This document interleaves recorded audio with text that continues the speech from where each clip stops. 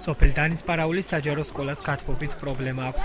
ხის სკოლა სიძველისგან კედლებზე ხვრელები გაუჩნდა, რის გამოც საკლასო ოთახების გათბობა ჭირს. მოსწავლეები ჩვენთან საუბრისას აღნიშნავენ, რომ მკაცრი კლიმატის გამო ზამთარში ხშირად ცივდებიან და ამ მიზეზის სკოლის გაცდენა უწევთ. 17 საკლასო ოთახის გასახდობა სკოლის ბიუჯეტიდან ყოველწლიურად 4,000 ლარია გათვალისწინებული. დირექტორი რამაზ გელაძე ჩვენთან საუბრისას განმარტავს, რომ ადმინისტრაცია ზამთრის სეზონს ყოველთვის მომზადებული ხვდება, თუმცა შენობის სიძველის გამო გათბობის შენარჩუნება არ ხერხდება. სკოლაში არასათანადო გათბობის გამო პრეტენზიები აქვთ მშობლებსაც. წელს დანისპარაულის საჯარო სკოლა ბრიტიშ პეტროლიუმის მიერ დაფინანსებულ პროექტში ენერგოეფექტურობა საქართველოს თემებისთვის მოხვდა.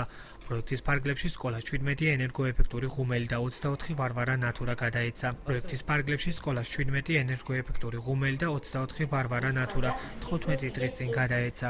როგორც მოგეხსენებათ, ჩვენი სოფელი მაღალმთიანია და ზამთარშიც ცივია. ზოგჯერ თოვლის საფარი 3 მეტრსაც აღწევს. ძალიან ხშირად იყო ესეთი შემთხვევები, როდესაც გაცილებული ვიყავი და ვერ ვესწრებოდი ისეთ საინტერესო გაკვეთილებს და ვრჩებოდი პროგრამას, რომელიც შემდეგ დღეებში უარყოფითად მოქმედებდა ჩემზე. სკოლის დირექცია ყველაფერს აკეთებდა იმისათვის, რომ ზამთრის სეზონი მომარაგებული იყო შეშით, ღუმელებიც ჰქონდა, მაგრამ არ გვაძლევდა იმის საშუალებას, რომ სკოლა ზამთრის პერიოდში დათბუნებული ყოფილიყო, სასწავლო პროცესი ხელი არ შეშლოდა, მაგრამ არასამთავრობო ორგანიზაციამ ენერგოეფექტურობის ჯგუფმა შემოიტანა ჩვენ სკოლაში ღუმელები, გასულ წელთან შედარებით სითბო გვაქვს, სასწავლო პროცესი ხელი აღარ შეშლებათ, ბავშვებს არ აქვთ ვირუსი და სკოლა გამართულად მუშაობს.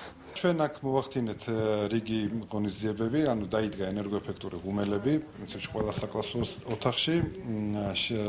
ორმაგი მინაპაკეტი დაყენდა ფანჯრებზე, დაითბუნა სახურავი და კარები და გამოიცვალა ენერგოეფექტური ნატურები, დაყენდა მთელი შენობის პერიმეტრზე. ეს ჯამში იძლევა საკმაოდ დიდ დანაზოგს, როგორც შეშაზე, ისე ელექტროენერგიის მოხმარებაზე და რაც მთავარია, ბევრად უფრო დათბუნულია სკოლა.